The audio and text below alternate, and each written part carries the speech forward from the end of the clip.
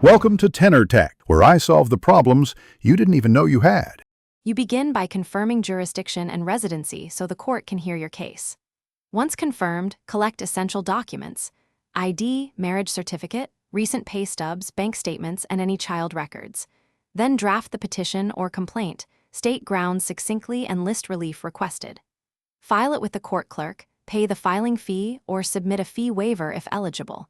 Make sure to request temporary orders for custody or support now, because early relief prevents avoidable emergencies and sets the schedule.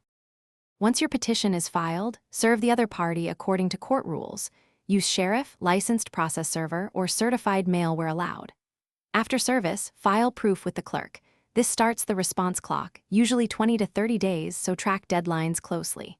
Meanwhile, exchange mandatory financial affidavits and start discovery, interrogatories, document requests, and depositions if needed.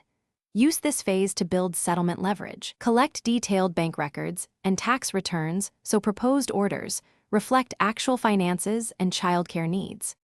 You finish by negotiating a settlement or preparing for trial with exhibits and witness lists. If you reach agreement, draft a marital settlement agreement and present it for entry as the final judgment or decree. If not, be ready to argue contested issues at trial. Once the court signs the final order, obtain certified copies and distribute them to banks, employers, or schools. If things go wrong, consider a post-judgment motion or enforcement action.